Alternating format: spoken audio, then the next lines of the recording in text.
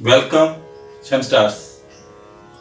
आज आपको स्वर कितने प्रकार के होते हैं, स्वर होते कितने हैं, इनकी हारमोनियम पर प्लेसमेंट कहाँ होती है, सप्तक कैसे बनता है और सप्तक की हारमोनियम पर प्लेसमेंट कहाँ होती है के विषय के बारे में जानकारी दी जाएगी। तो आए इस वीडियो को ध्यान से देखें, समझें और सिमरन करें। संगीत में टोटल स्वर 12 होते हैं, जिनमें 7 स्वर शुद्ध, 4 स्वर कोमल और 1 स्वर तीव्र होता है। इन स्वरों का सीक्वेंस किस प्रकार से होता है, इसे ध्यान से देखें और समझें। अगर हम हारमोनियम कीज को देखें तो ऊपर की तरफ जो दिखाई दे रही हैं वह ब्लैक कीज कहलाती हैं और नीचे की तरफ जो कीज दिखाई दे रही हैं वो वाइट कीज कहलाती हैं। जैसा कि मैंने पहले भी how to play harmonium part 1 और पार्ट 2 में आपको बताया था। सा की एक्चुअल पोजीशन, सा का सही स्थान फर्स्ट वाइट की, फर्स्ट वाइट की, फर्स्ट वाइट की और फर्स्ट वाइट की पर ही होता है। सा आफ्टर रे, रे आफ्टर ग आफ्टर मा आफ्टर पा आफ्टर धा आफ्टर नी। कुछ इस प्रकार से इसका लेआउट होता है। लेकिन शास्त्रीय संगीत में हम गायन विद्या के साथ साथ अपने गले के अनुसार किसी भी स्वरों को सा मानकर गायन विद्या का आरंभ कर सकते हैं। जैसे कि शास्त्रीय संगीत में कुछ लोग फर्स्ट ब्लैक की को सा काउंट करते हैं, कुछ सेकंड ब्लैक की को काउंट करते हैं, कुछ लोग थर्ड ब्लैक की को सा काउंट करते हैं और कुछ फोर्थ को और कुछ फिफ्थ को।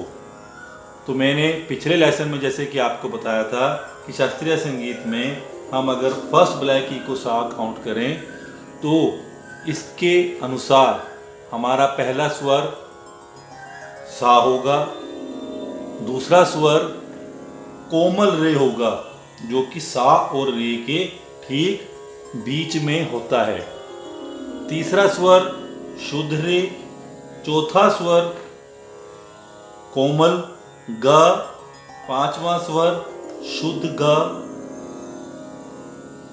नंबर 6 शुद्ध मा, उसके बाद तीव्र मा, उसके बाद शुद्ध पा, उसके बाद कोमल धा, कोमल धा के बाद शुद्ध धा, शुद्ध धा के बाद कोमल नी, कोमल नी के बाद शुद्ध नी और उसके बाद तार सप्तक का सा। एक बार ध्यान से देखें। सा पहला स्वर, कोमल रे दूसरा स्वर, शुद्ध रे तीसरा स्वर, कोमल गा चौथा स्वर, शुद्ध गा पांचवा स्वर, शुद्ध मां छठा स्वर, तीव्र मां सातवां स्वर, शुद्ध पा आठवां स्वर, कोमल धा नौवां स्वर, शुद्ध धा 10वां स्वर, कोमल नी 11वां स्वर और शुद्ध नी 12वां स्वर। अर्थात 12 स्वरों में 7 स्वर शुद्ध, 4 स्वर कोमल, कोमल रे, कोमल ग, कोमल ध, कोमल नी और 1 स्वर तीव्र होता है। इस प्रकार यह कुल 12 स्वर होते हैं। 1 2 3 4 5 6 7 8 9 10 11 12। इनका सीक्वेंस सिमरन करना बहुत ज़रूरी है। आप कोई भी इंस्ट्रूमेंट प्ले करो, किसी भी इंस्ट्रूमेंट पर इन स्वरों का लेआउट इसी प्रकार से होगा। सा के बाद कोमल रे, कोमल रे के बाद रे, रे के बाद कोमल गा, कोमल गी के बाद शुद्ध गा के बाद माँ, इस प्रकार से सीक्वेंस चलता है। जैसा कि मैंने पहले बताया, सही स्थान सा का फर्स्ट वाइट की होता है। अगर आप इस लेआउट को ध्यान से समझें तो आप देखोगे कि फर्स्ट वाइट की सा रे ग म प ध नी 12 स्वरों में से 7 स्वर शुद्ध, 1 2 3 4 5 6 7। इन सातों स्वरों के ऊपर ही 5 जो स्वर दिखाई दे रहे हैं, इनमें से 2 पहले कोमल और 2 बाद वाले कोमल और बीच वाला तीव्र होता है। अगर आप इन कीज को ना देखते हुए सिर्फ इसी कीज में ध्यान से देखें तो आपको 12 के 12 स्वर दिखाई देंगे। 1 2 3 4 5 6 7 और ऊपर कोमल और तीव्र 8 9 10 11 12। या आप इसे इस प्रकार से भी काउंट कर सकते हैं, 1 2 3 4 5 6 7 8 9 10 11 12।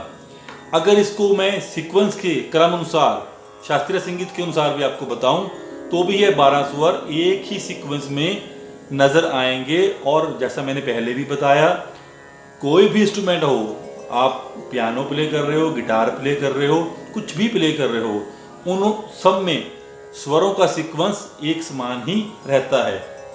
ध्यान से देखें, सा कोमल रे, शुद्ध रे कोमल ग, शुद्ध ग शुद्ध म, तीव्र म, शुद्ध प, कोमल धा, शुद्ध धा, कोमल नी और फिर उसके बाद शुद्ध नी।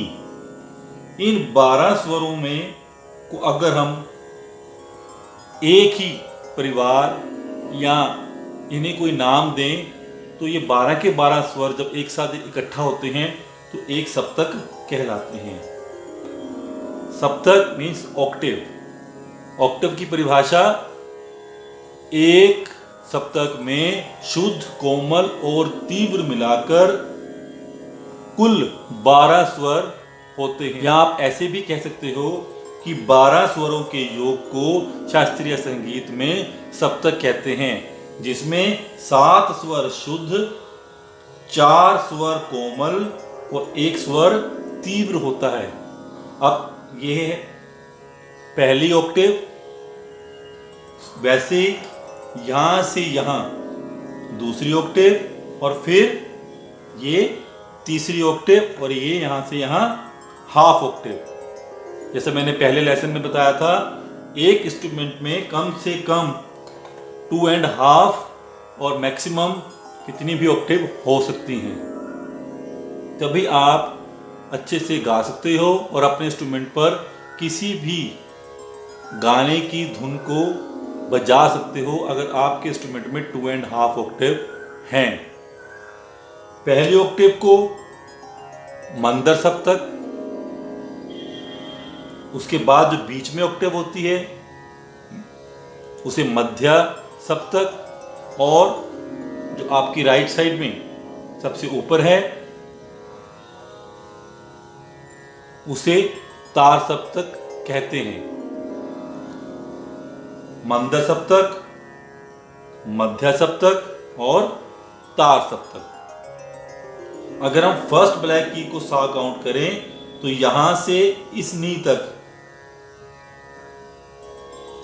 मंदर सप्तक, फिर फर्स्ट ब्लैक की से इस स्वर तक मध्य सप्तक, अगेन इस ब्लैक की से यहां तक तार सप्तक के स्वर होते हैं।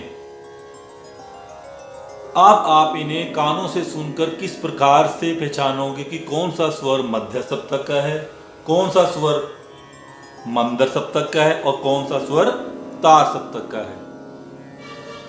तो जैसे हम नॉर्मल आपस में बात करते हैं, अगर तो हम धीरे धीरे बात कर रहे हैं तो वो हमारे जो स्वर हमारे मुख से निकल रहे हैं मध्य सप्तक के स्वर कहलाते हैं।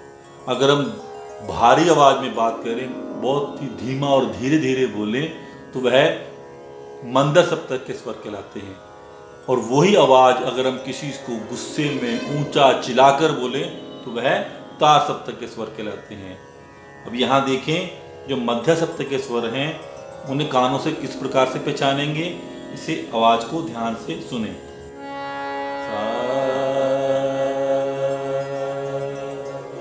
जैसे ही हम मध्य सप्तक से नीचे की तरफ गाना या बजाना शुरू करते हैं तो वह स्वर मंद सप्तक के होते हैं और इनकी आवाज में भी धीरे धीरे धीरे धीरे बदलाव आता है। यह आवाज भारी और मोटी होती जाती है। नी ध प म ग रे सा। जैसा कि आपने अभी सुना, मंद सप्तक के स्वरों को गाने के लिए गले में भारीपन आता है और आवाज धीरे धीरे भारी और मोटी होती जाती है। मध्य सप्तक के स्वर नॉर्मल आप जैसे बात करते हो वैसे ही गाए व बजाए जाते हैं। सा रे ग म प। ऐसे ही अगर हम नी से, मध्य सप्तक की नी से ऊपर की तरफ जाना शुरू करते हैं तो आवाज में तीखापन आना शुरू हो जाता है। आवाज और हमारे गले को अधिक जोर लगाना पड़ता है, चिल्लाना पड़ता है और एक समय ऐसा भी आ सकता है कि आपका गला बंद हो जाए, अर्थात वहाँ के स्वर हमसे गाए ही ना जाएं। जैसे कि नी, मध्य सप्तक, तार सप्तक, सा रे।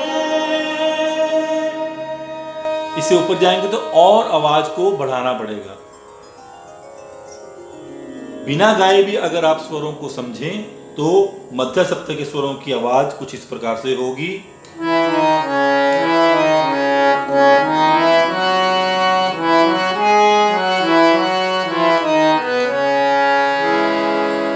यही अगर सॉन्ग हम तार सप्तक में गाएं तो आवाज और बढ़ जाएगी।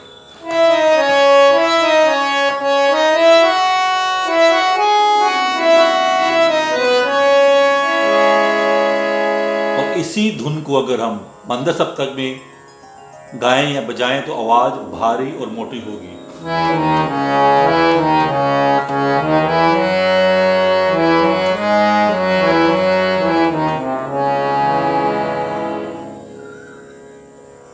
आशा है आज आपको स्वर का सीक्वेंस, स्वर कितने होते हैं और उन स्वरों को अगर इकट्ठा कर दिया जाए तो उनसे क्या बनता है, और सप्तक और ऑक्टेव की पोजीशन आपके हारमोनियम, पियानो, सिंथेसाइजर, कीबोर्ड पर कहाँ होती है आपको समझ में आ गया होगा। अगर हम फिफ्थ ब्लैक की को सा काउंट करते हैं तो सा रे ग म प ध नी सा कुछ इस प्रकार से लेआउट दिखाई देगा।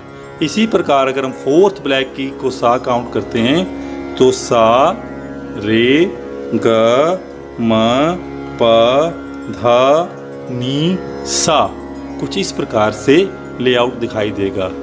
अब आप अपने गले के हिसाब से इन तीनों में से फोर्थ ब्लैक की, फिफ्थ ब्लैक की या फर्स्ट ब्लैक की किसी को भी सा मान सकते हैं। Thank you sham stars. That's all for today. You can drop your queries on Google Classroom. Take care.